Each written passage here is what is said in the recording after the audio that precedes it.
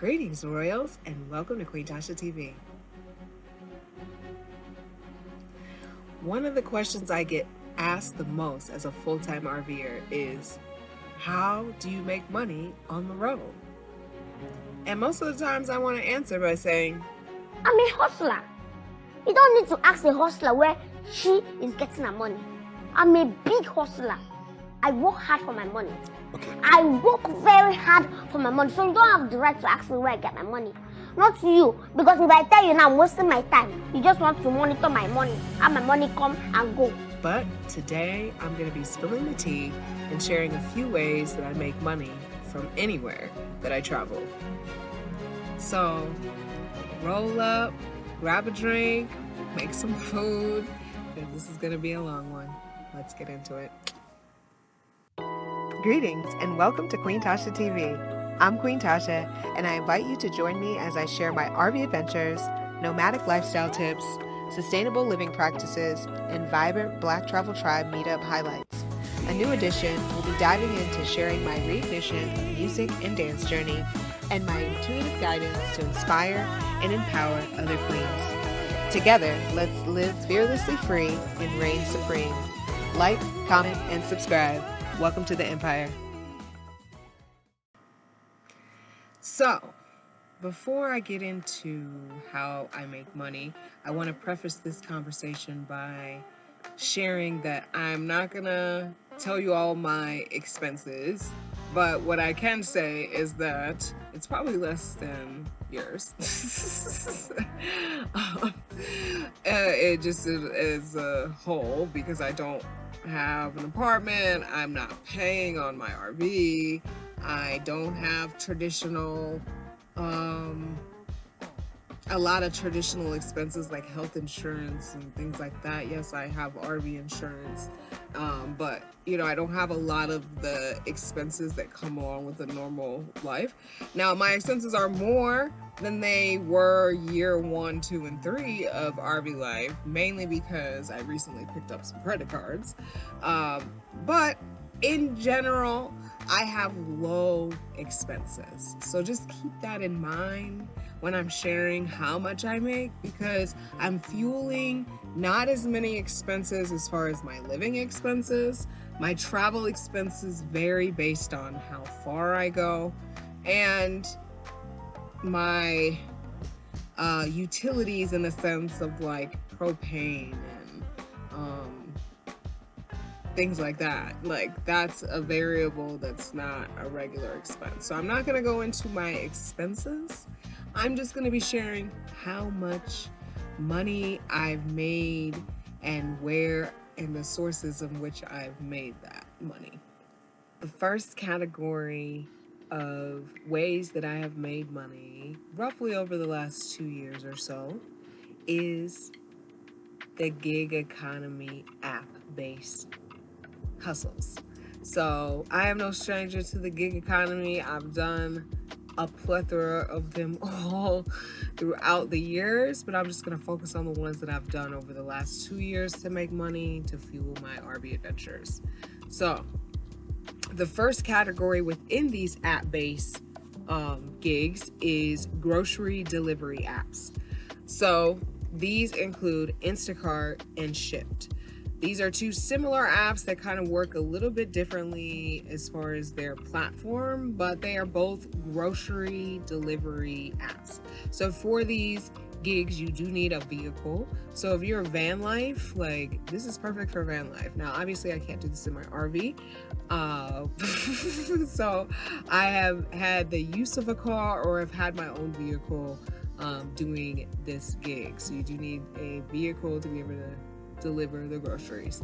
I borrowed my mom's car when I was living in North Carolina when I first picked this back up, and then when I got to Florida, I was borrowing a friend's van periodically to do it, and then eventually when I got this RV, I decided to get a tow car, and I got a little Jeep, and I was using that, and the last that I used that was in Texas. So I sold that car before I got here, and because with these gigs, with the grocery delivery gigs, you do have to spend money to make money. And what I mean by that is that you have to spend a little money in gas and maintenance on your vehicle and yada yada yada with the vehicle. You know what I'm saying? So there is that when it comes to that, and that can get pretty expensive, you know, depending on how often you're doing it, and you know how far you're driving and how often you're having to refill and get oil changes and things like that. But they are great jobs to do on the road and do from anywhere, because you can change your location with them and pretty much just turn on the app and drive and do it anywhere. I've done it from North Carolina, like I said. I did it in Florida and in Indiana and then in Texas. I had no problem switching over the location to where I was doing it. I even did it on my road trip from Indiana to Texas when I was going there for the winter at the end of 2023, beginning of 2024. And I did that to fuel the journey, literally. I stopped in Indianapolis, I stopped in Memphis, Tennessee, and then I stopped in like a northern part of Texas, Texarkana or whatever, and did it there. And I've done it in different places throughout Texas while I was like traveling around Texas. So it can be done anywhere. If you are like me and you love scavenger hunts and you love the 90s show Supermarket Sweep, where they had to answer trivia questions and they ran around the grocery store and picked up the things, like, you would love this job. Like, that's the reason why I love it anyway.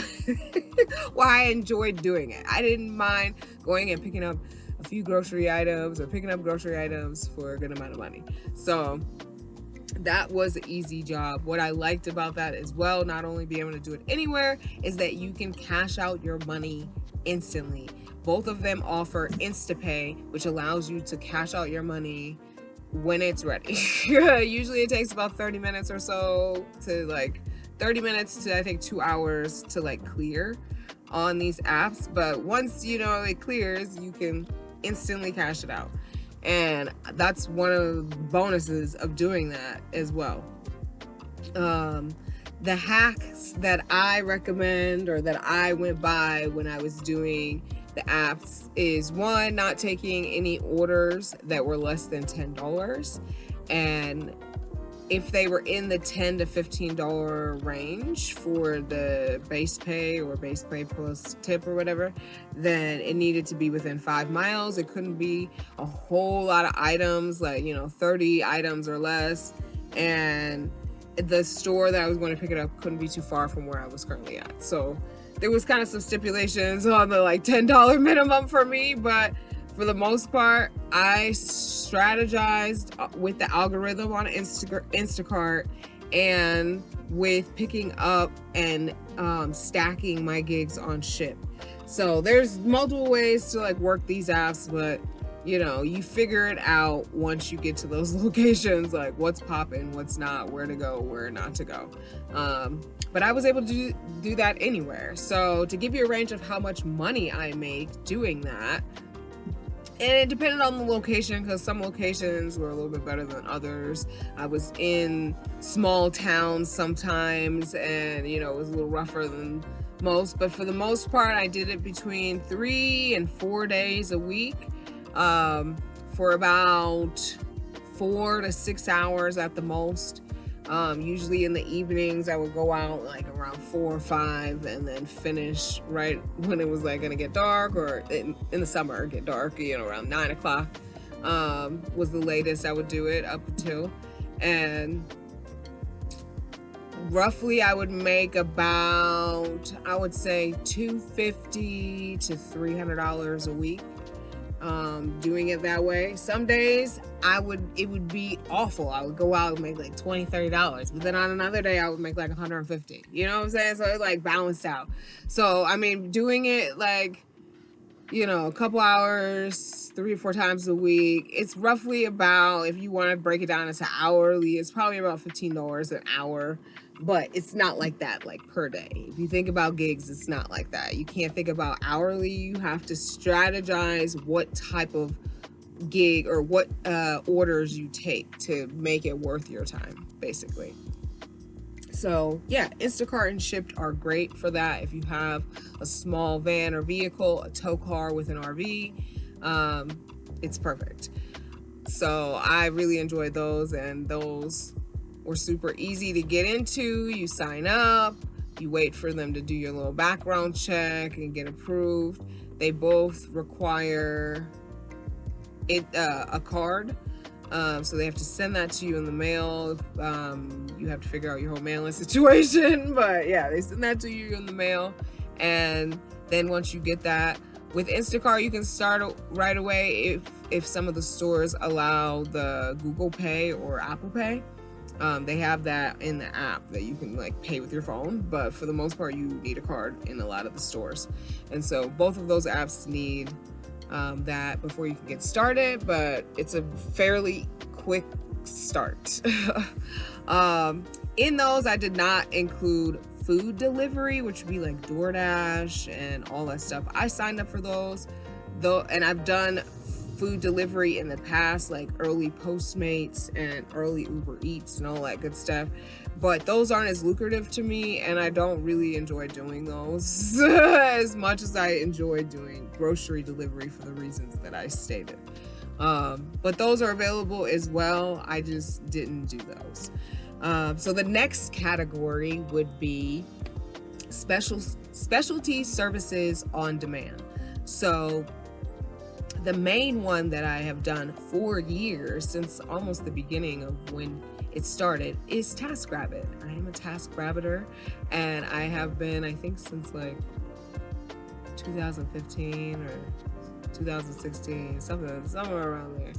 And I periodically put it on in different towns because you can change your map location to wherever you're at, and I'll set my availability because you set your own calendar, and then you wait for people to book you if people are looking for the skills that you have. So an example of some of the skills that are on my profile, so there's ones that they have you list from, so you have to pick from those, and then within those you go in and customize them. So I have organizing. I'm a professional organizer. I have furniture assembly. I used to have cleaning, but I don't have cleaning on there or activated anymore because I don't want to clean.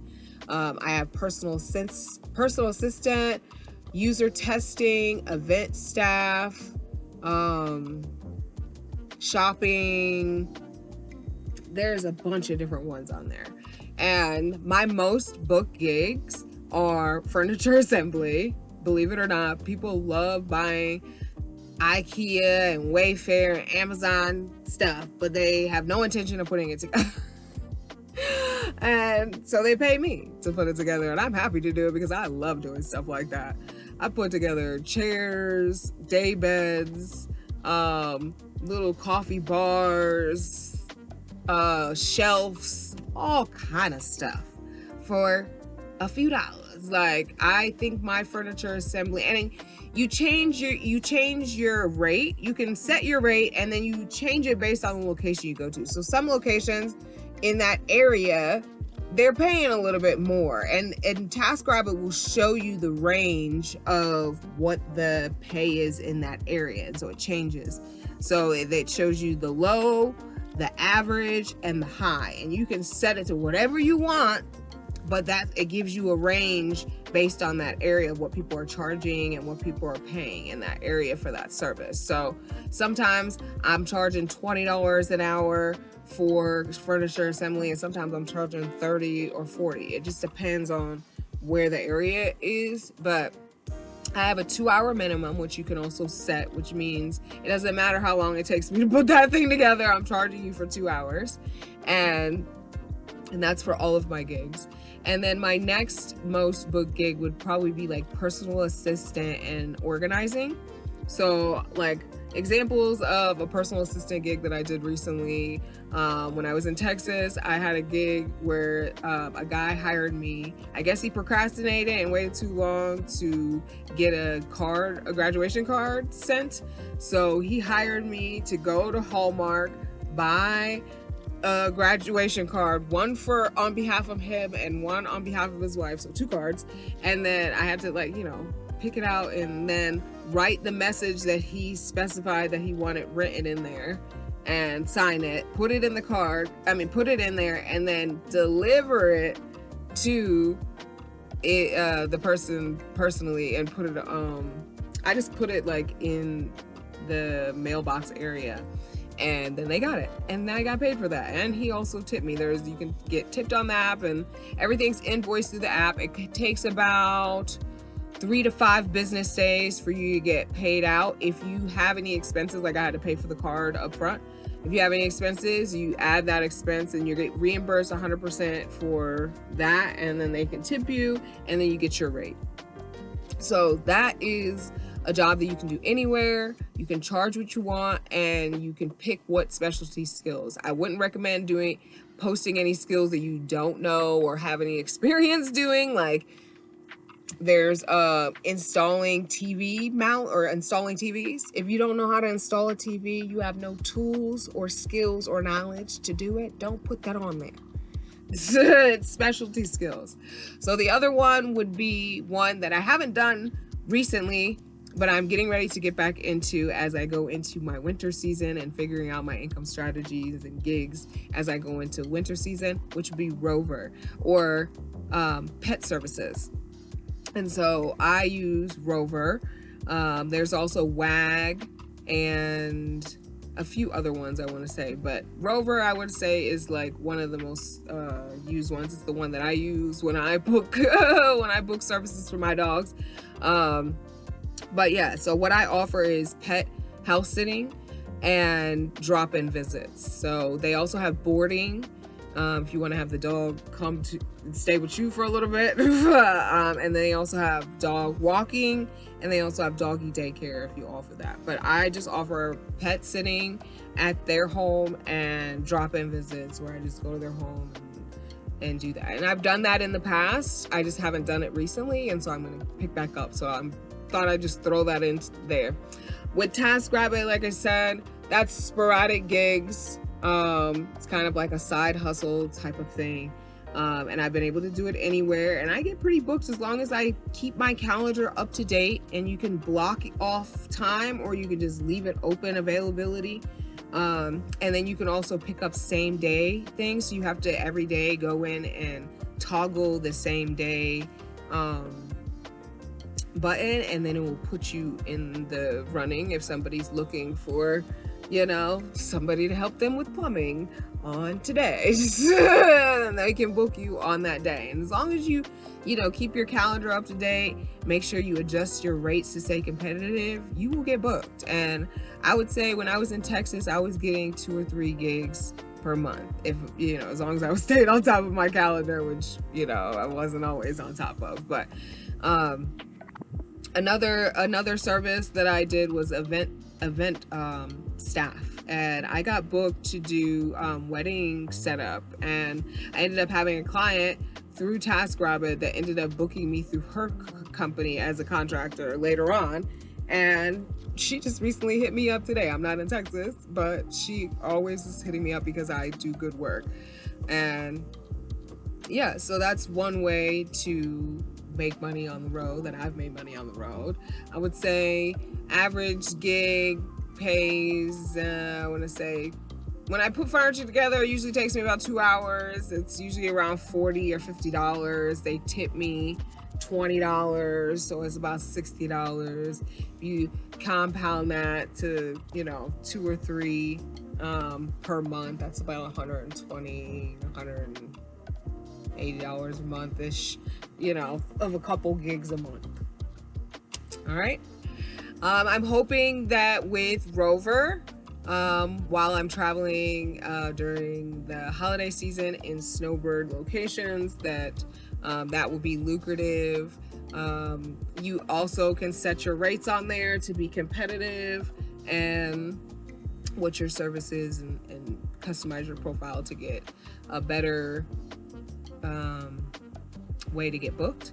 But those, you know, sits are longer, you know, those things are longer. So I'm hoping that they are more lucrative. When I first started Rover was back when I lived in Houston and I had a house and I offered boarding, and I had only a few gigs. So we shall see. Stay tuned to update on that.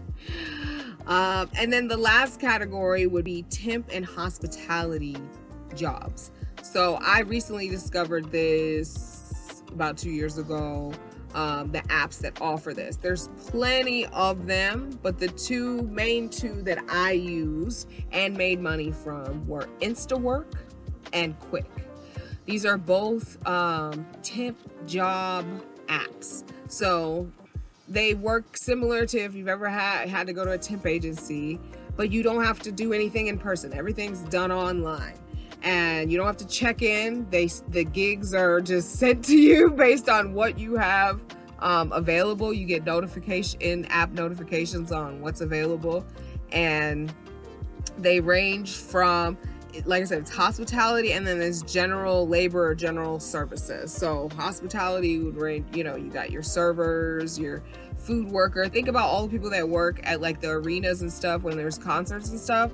A lot of those are fueled by temp jobs, obviously, because there's not work every day. There's stuff when there's events. So, and, you know, just any type of, you know, front of house, back of house type of hospitality work, bartenders, dishwashers, all of that. Then you have general labor, which is generally like warehouse type gigs, where you're going in and helping and filling in to have extra hands during some type of mindless task. When I say mindless, it's not really mindless. It's more of just like repetitive tasks that you can do, put your headphones on and zone out and just dun, dun, dun, dun, dun, dun. They both work where you sign up. They have the, you know, background process. Both of them do require you, if you're going to take hospitality gigs, to do the server safe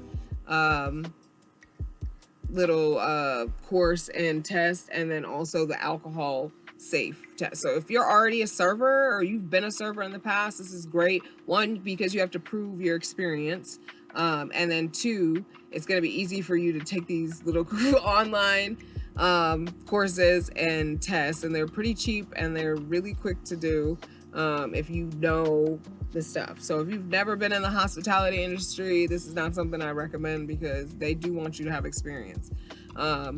With Instawork, you do have to do a interview at some point.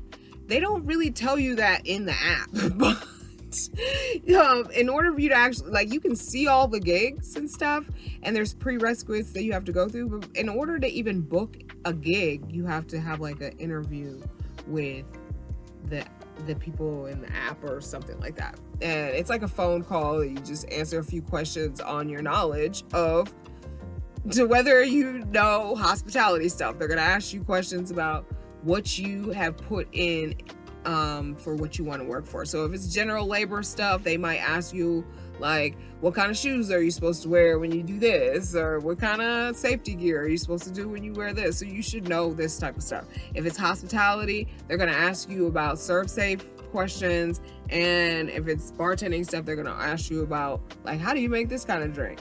Now, you don't have to be 100% on point because I had been retired from the hospitality game for a minute. So when I took those quizzes, yeah, I knew some stuff, but some stuff went away because it had been years since I've been in the game. But yeah, so once you get through that whole process, which can take up to 2 weeks, maybe more, depending on where you're applying, because the first place that you apply is like where they're checking your information, but you can work anywhere. You can change your location, change your address, and do it anywhere. But when you first apply, depending on how many people are in that area of where you applied is how long it's going to take for them to approve you, because there might not be a whole lot of work in that area where you first applied. So be mindful of where you're going to apply as your home city to start, because you can change that once you get hired, but you need something to start. And examples of a few jobs that I did with InstaWork would be I worked for a week, 2 times for a week at Legoland in one of the little restaurants that serve, the fries and tenders and stuff like that. I worked for the Easter and spring break week because they needed more people, and so they had a whole people. I think we made like $15 or $17 an hour to come in and work 8 hours, and also they gave us a meal. Almost all of the hospitality shifts that you do come with a meal, which is nice because if they're gonna have you there, they should feed you. But yeah, most of all the hospitality gigs come with a meal, which is sweet, and they pay really well generally. Not all of them. Some of those little arena gigs don't pay as much because they want people to come. They want to see like that concert or whatever it is. So you're kind of like getting a discount to come to the concert. You're kind of getting a discount to get paid to come to the concert, because like they don't pay you probably as much as they pay like the regular staff. But sometimes you're making more than the regular staff. It just depends. But yeah, so I've done those, and then I also did some warehouse gigs where like there was one where the little inserts that you get in your mailers for like when there's a sale coming at like Kohl's or JCPenney's, and it's like, check out this sale, and then it'll be like a little insert that has like a coupon, or just have like a picture of like what's on sale or whatever. There's a printing place that like prints all this shit out. It's a big, huge printer thing. Paper is just going through and it's printing it, cutting it, and stamping it with the address. But once it comes out from that little process, then it has to be sorted into boxes so that the mailers can go to the right, postal places. And that was our job. It's just like getting the things, like getting them batched up, putting it in a box, taking that box, putting it on a pallet. Once the pallet filled up, you take the pallet over to another section where it gets sorted by smell. And it's just repetitive for 8 hours. So I've done so many different little gigs on there. I only did one gig with Quick because they didn't have as many gigs in the area that I was working in, but I worked in Daytona Beach at one of the little Speedway resort hotels, and there was an event going on, and I was basically there as a hostess, and I just got paid to stand there and bring a few people in. And there was like a jazz festival going on, so there wasn't that many people in the restaurant. They were like out at the jazz festival, and that was basically it. And it was nice. So with those two, they have similar pay systems but different. So with Quick, most of the jobs that they offer are 1099 jobs. So you can get paid within 30 minutes after you are officially clocked out from the app, and it goes right to your bank account like instantly, which is super nice. That was the first time I got to do it, and I got paid before the end of the night. InstaWork is like a temp job where you get paid weekly based on whatever jobs you worked for that week. So it could have been you worked a couple days here and a couple days there, but they group it all, and then you get paid a week later for that time that whatever gigs you worked within that week, that pay week. And those jobs are all mostly W-2. So what's nice about that is you do get a W-2 at the end of the year, if that matters to you. That proves that you did some work, and they took out some taxes. And it's based on wherever you work. So I've worked in Kentucky, so I had to pay Kentucky taxes and stuff like that. So be mindful of if you're going to be moving around on the road, try to find places where they don't have a state income tax, because if you go somewhere that does collect state income tax, you do have to pay that. They take it out, but you get it back at the end of the year, but it's a whole hassle to get it. So just be mindful of that. So a lot of them require a uniform.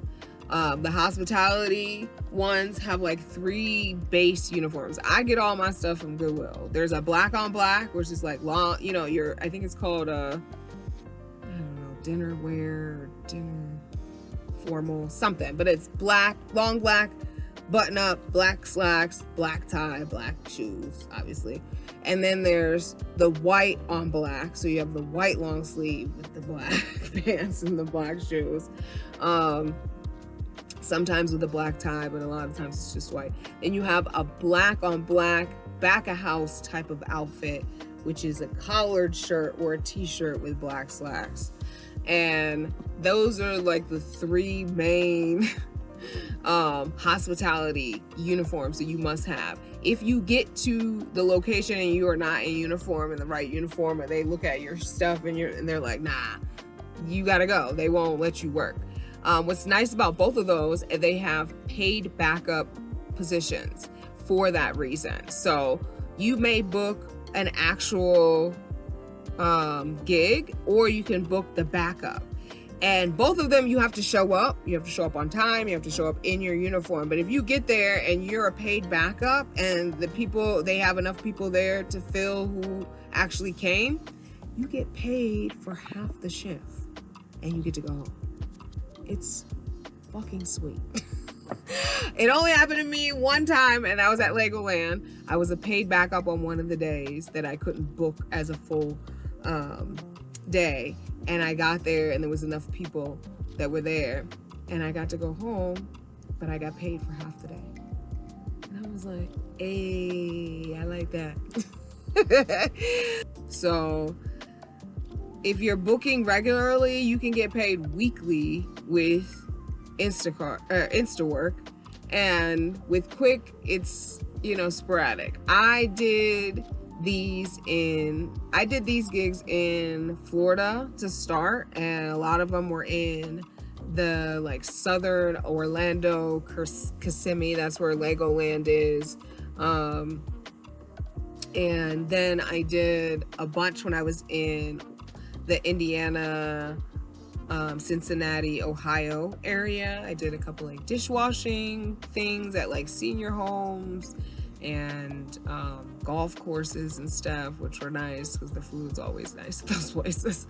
And yeah, they were really, really nice. So those are the app-based gigs that I've tried and that I have made money from.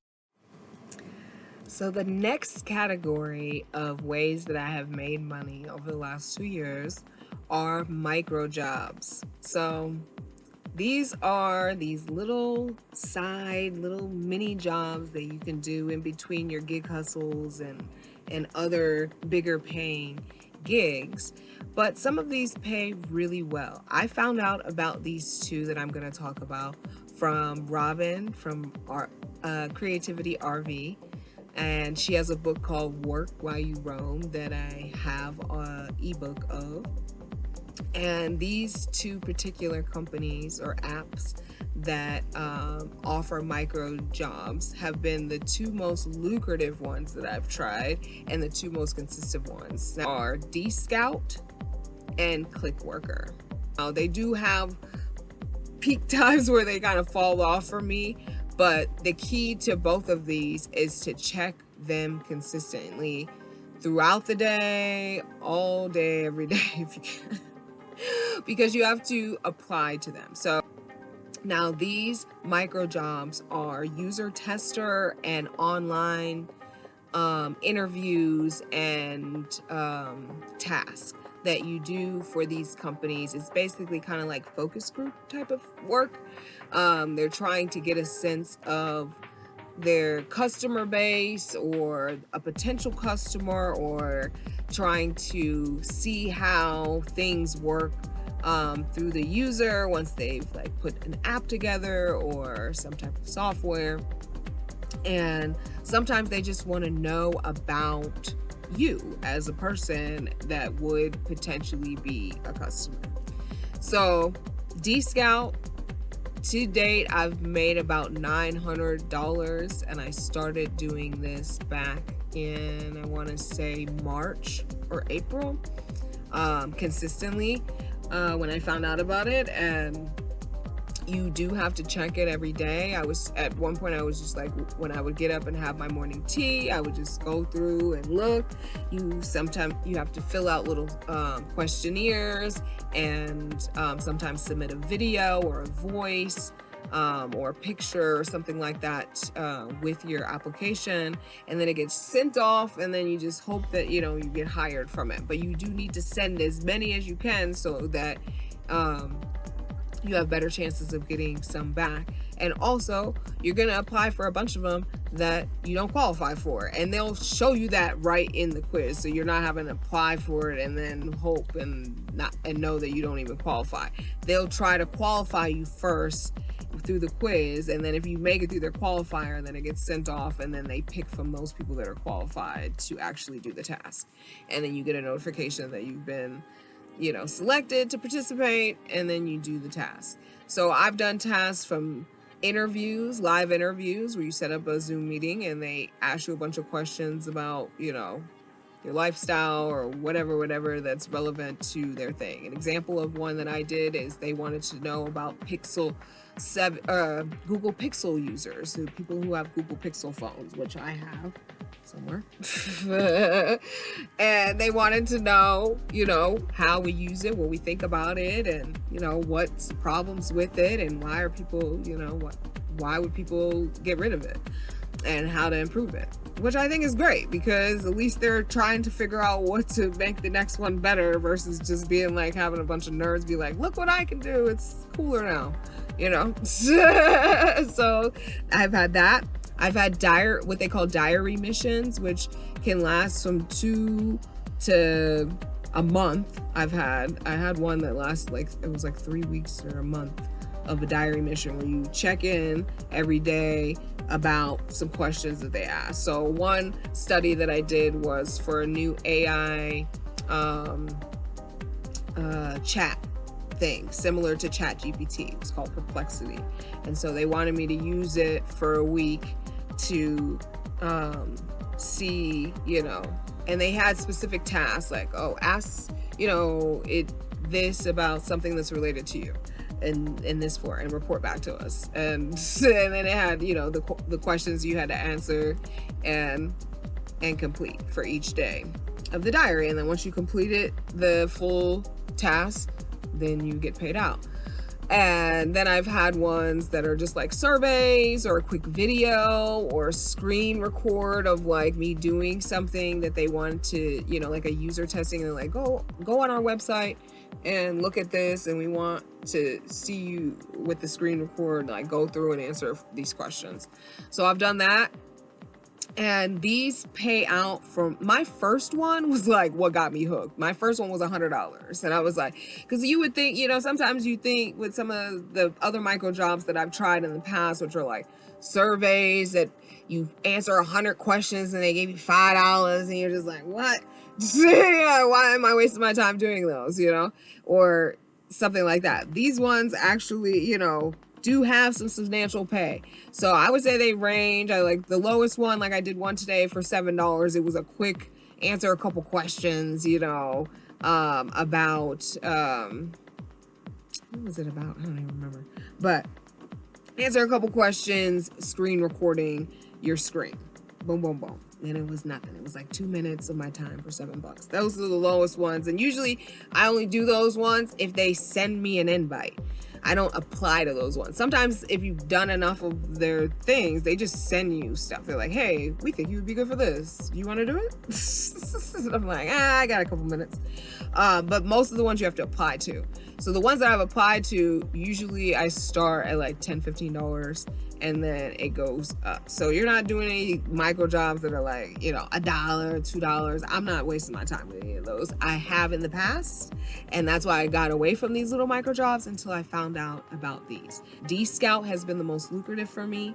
And like I said, I've made about $900 up to date in the last few months of doing it. And it had a little point where it kind of fell off, not from gigs, but gigs that I would qualify for. A lot of it was healthcare stuff, and I don't have health insurance. And a lot of them, the qualifiers, you gotta have health insurance. And I'm just like, all right. And there was a bunch of those for a while, and that was all that was on there. The other one is Clickworker. Basically the same premise. They have their own platform. A lot of it's done online on a computer, but they do have an app where you can kind of search for stuff. They have a limit on how many jobs you can apply to per day. Versus D-Scout, you could just go through all of them and just see which ones you qualify for. Clickworker does have a limit, but some of their jobs like are those little dollar jobs where I'm just like, don't waste my time. But the one and only job that I've done on there so far that was very lucrative and it was easy, which is why I would go back, it was a user tester job where the company sent me this microphone that they wanted me to test out some audio, because it was a content creator one. They wanted content creators that do voiceovers or do any type of thing that they need a microphone for. They wanted to test out this new mic. So they sent me the mic. I tested it out. I was hoping they was going to let us keep it, but it wasn't a good mic anyway, so it didn't matter. I tested it out. And then once I tested it out, to test it out, do the little task, there was a recording that I had to send and then a survey that I had to fill out. And once all of that was complete, that gig was $100. And I got that money with them. They sent it PayPal after, like 7 days after they got the mic back. Once I sent the mic back, then they released the funds, and it took about 7 days for it to come to PayPal. Both of those, you have to have a PayPal account to get paid out. That's the way that they pay you. So I really like those. They're not a waste of time. And those ones I found out through a resource that I probably wouldn't have found those. I've never heard of them anywhere. When I've searched for stuff like that, those ones don't come up. So the fact that I found these through this book was great, because it allowed me to find a resource that I would not have been able to find. So micro jobs can be another way to fuel some little adventures, or pay a couple of little small bills. So the next category of jobs that I've been able to do anywhere to make money is affiliate marketing. Now I know what you're gonna say. Ugh. Now this is tied to content creation. I have leveraged, my platforms that I have through YouTube and Instagram to be able to do these particular things. So if you are in this position, you're a content creator that's an RVer or van lifer, these may be for you, because these are ones that need an audience. So affiliate marketing basically is, link in bio kind of thing. Come use my link to buy something and I get a little cut, basically. So the two main ones that I make money regularly from, and they're semi-passive, because, once I put the word out and have the place where you can get the link, then I don't really have to do too much work after that. It's really just people finding the link, using it, and I get blessed. So the first one is Boondockers Welcome. So I've been a Boondockers Welcome member for, I want to say 4 or 5 years now. I got it, shortly after discovering Justin and Juby's channel, back when they were in their bus and traveling, and they were traveling around Florida when I was just getting started with the RV life, and I was like, oh, that's super cool. So at the time it was $50 a year, and it was its own company. Now it is part of Harvest Host, if you don't know, and it's a little bit more expensive, but I am grandfathered into the plan. But they have added so many other features by combining the two. But probably about 2 years in of being a Boondockers Welcome member, I became an affiliate marketer,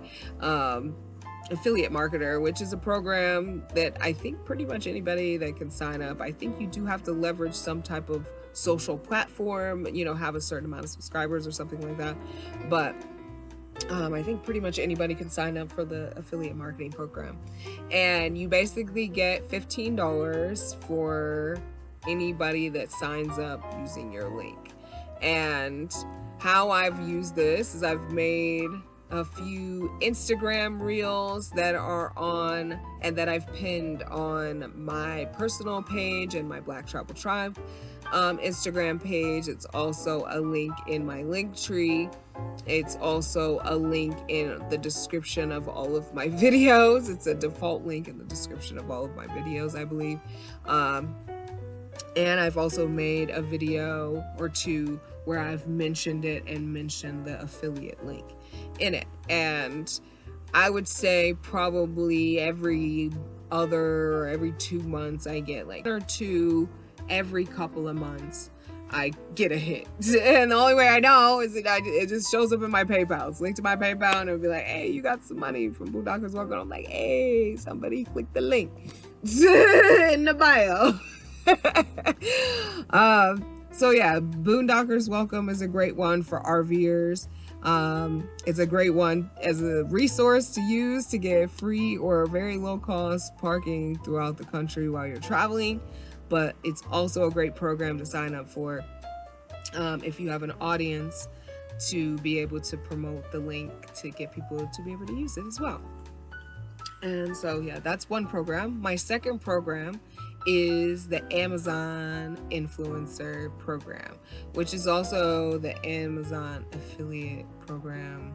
There's several different ones. So the first one that I had signed up for, which is like your traditional one, which is just an affiliate link, which if people clicked on your link wherever you promoted it, whatever you were promoting or whatever they buy, because it's being cache traced or whatever, cookie traced, whatever they're doing, whatever they buy with your link while they're on that link, you get a little credit from. But then they started a program called the Amazon Influencer Program, which I was able to leverage my YouTube community numbers to be able to qualify for the program, because I think you have to have like, I don't know, like 1,000 or 2,000 followers between platforms to be able to qualify for the program. But basically, you're just making review videos on Amazon where people are already at looking for stuff. And if you're like me, when you're going to buy something on Amazon, you scroll down and you're looking at the reviews to see, you know, what people were saying about it, because that's what we want to know. But there's very few and far between where at the time, you know, back a couple years ago, you know, that people were leaving pictures and or videos specifically of them using the product and reviewing the product. And it's very hard to coax people to do that without giving them a couple dollars. So that's how they solve that problem, is to have people that are already making reviews, have channels that actually just do reviews specifically, but allowing people to make review videos that are content creators to come and make these review videos. And through that, when people click on the product, if they see your review and they click on your review, there's an option for you to buy it right there. And if they buy it because they watched your review, they give you a couple cents. So every month I get a couple of dollars from Amazon. It ranges between 10 to, I want to say the highest it's been is like $50 a month from the videos that I batched like a year ago or so. I batched like, I want to say 20 or 25 videos of just stuff I had that I bought from Amazon. I got stuff galore still that I have to review, because I'm always buying stuff on Amazon and people want to know about it. All you have to do, you didn't have to even buy it on Amazon. As long as they sell it on Amazon, you can pick it up and be like, you know what, this is pretty good. I've had this for 2 years. I like it for this reason. It's pretty dope. It's lasted this long. You should buy it. It's great. Somebody clicks on your video and buys it from that, you get a couple cents. So those are like two like passive income sources that I've been able to make that leverage my social media and content creation, but also are great for RVers, because a lot of RVers are looking for gadgets and things that, you know, you've used. And so if you have a page where you can send them to that shows it and shows you reviewing it, you know, then you don't have to make a whole separate channel. I mean, not channel, separate video on your YouTube channel to promote that, because on Amazon, people are already there ready to buy. Versus on YouTube, where people are want to learn how to do stuff, and then they might support you because they see that you know, have that, or you're, promoting that, and then they might go over to Amazon, but they're not ready to buy because they were really wanting just to watch a video. But on Amazon, people are ready to buy, and so once they go down and look and review, if they click on it and they're convinced to buy it because of you, Amazon shares a couple cents with you, like I said. So those are two affiliate marketing gigs, or ways that I have made income that I get, you know, monthly or every couple months, that, you know, I get a couple dollars from. And I love that. So if you have at least 1,000, I want to say for both of these, you need at least 1,000, I want to say, followers between platforms. A lot of times they let you combine it. If you have a couple hundred on Facebook, couple hundred on Instagram, or a couple hundred on TikTok, or a couple hundred on YouTube, or whatever, you can be able to leverage that and be able to make a little passive income from affiliate marketing. So that is one other way of how I make money on the road.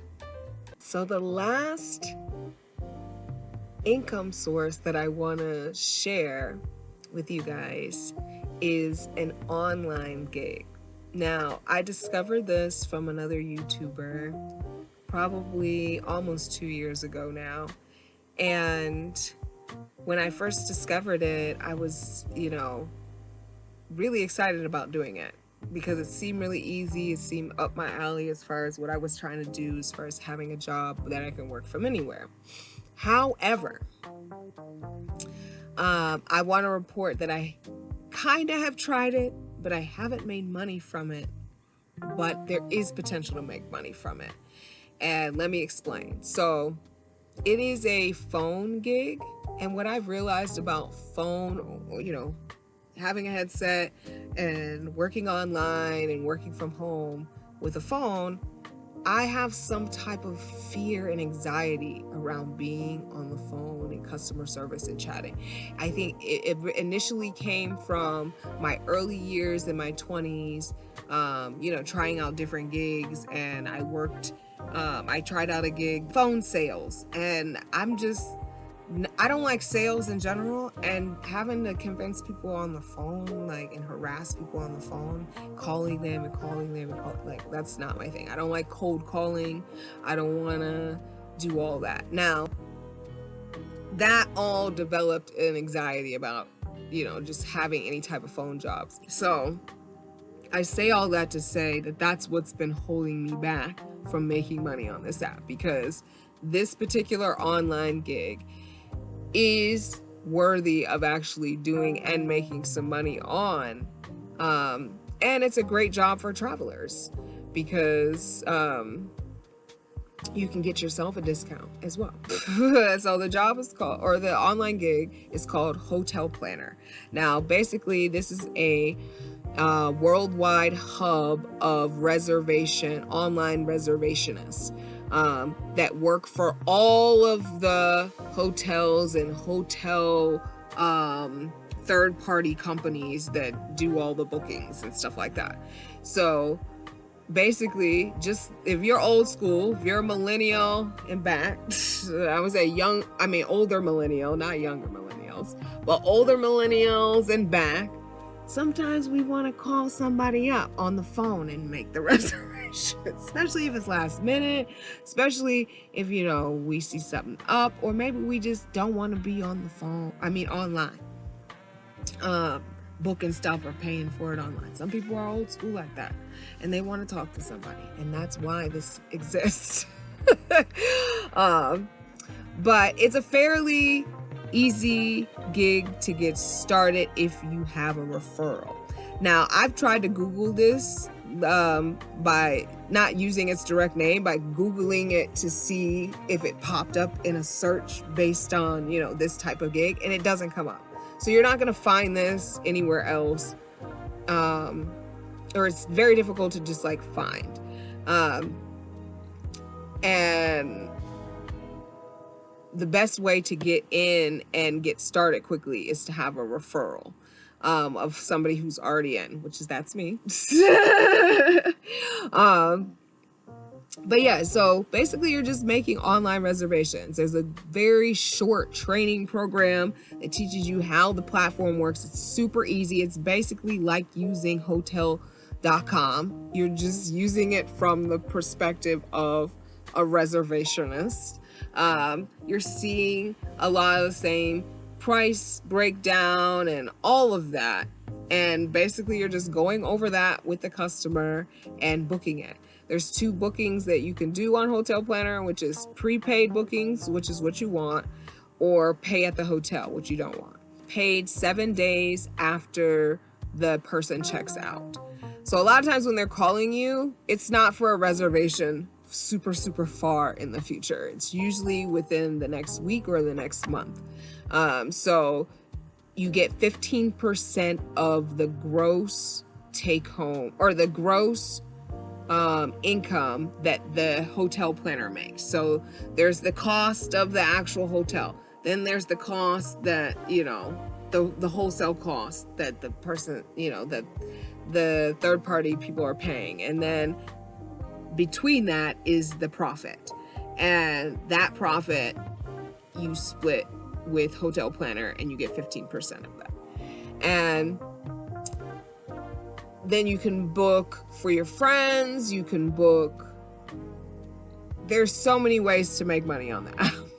There's like group bookings that you can make, there's referral bookings, there's friend bookings, there's all kind of things. And they have all kind of hotel and cruises, all kind of different hotel packages. What's nice about this particular one, you don't have to pay for the training. You don't have to pay to sign up. You don't have to pay to be a part of it, a membership. You don't have to pay to use the platform. You don't have any of that, which usually deters me from all of those ones that you find online as far as travel, reservation things. They want you to sign up for some course and pay some money. They want you to sign up and pay for their platform that they use. They want you to sign up to, like, they want you to spend all this money just to start. With this one, you don't spend no money out of pocket. But the commission rate is definitely probably smaller than some of the other travel,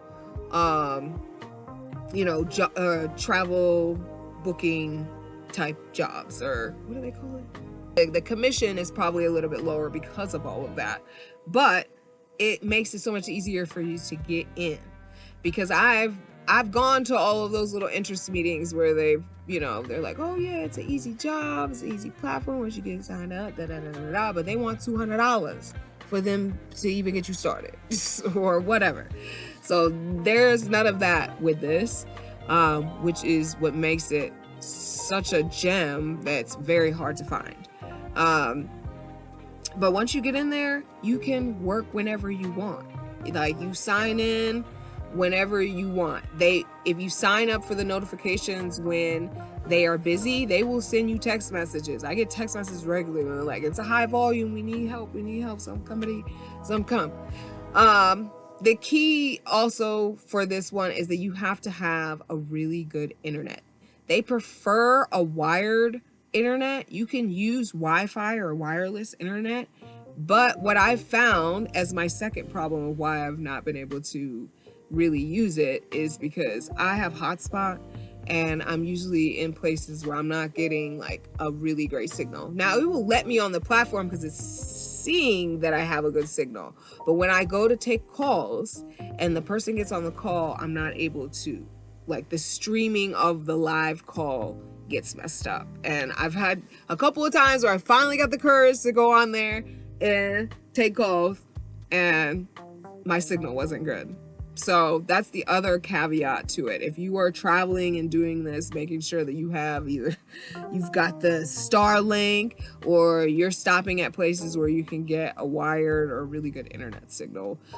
This is great for working if you're like stationary somewhere for a little while, because then you can get a regular good wired signal. Because kind of doing it on the hotspot thing, or trying to be out in the middle of the desert without no Starlink, trying to do it is just not gonna fly. So you do have to really have a good signal to get through to stay on there. But there's consistent work.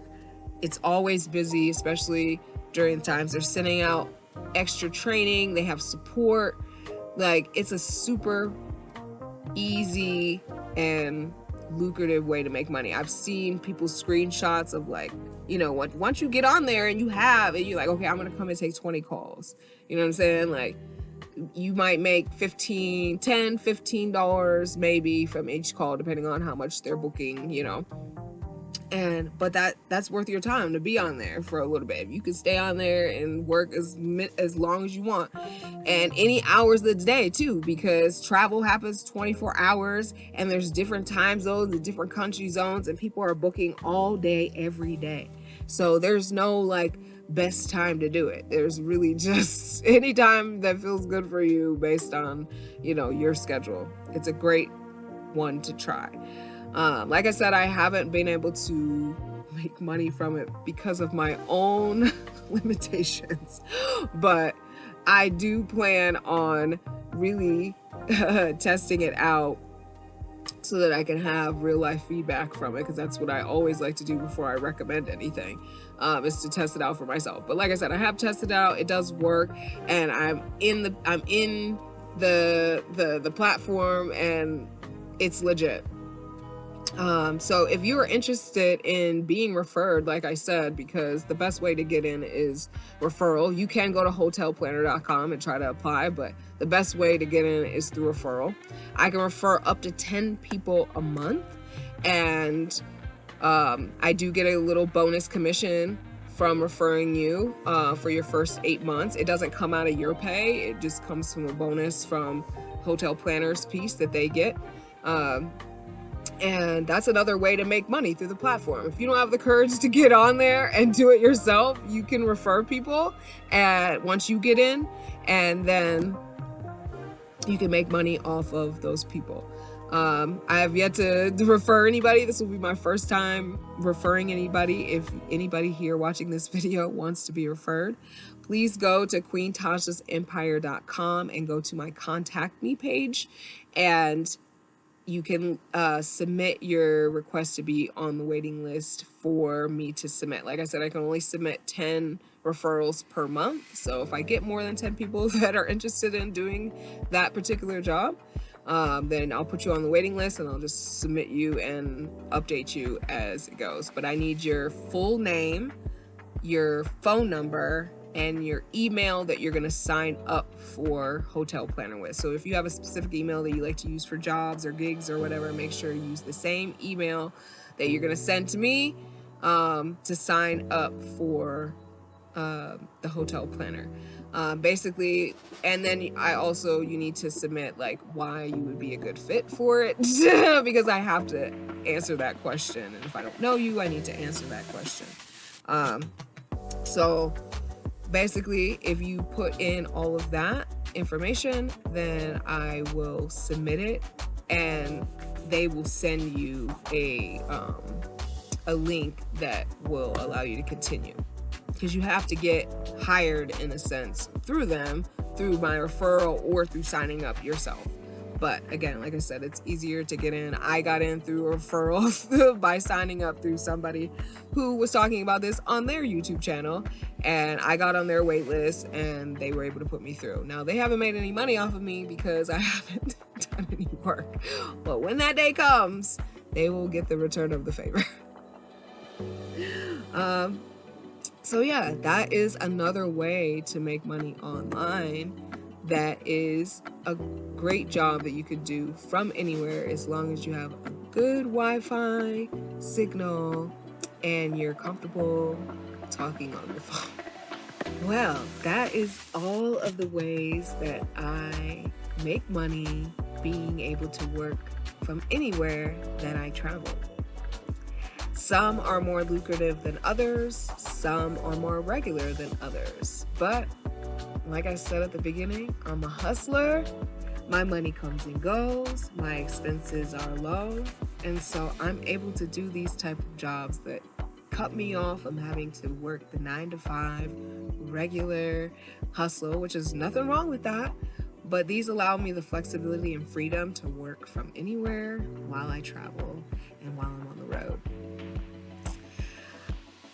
If you're interested in any of these, I have the links in my description. So if you're interested in signing up for the Hotel Planner online phone gig, you can contact me at QueenTashasEmpire.com and you can help support the journey as well. Until next time, live fearlessly free and reign supreme. Peace and blessings.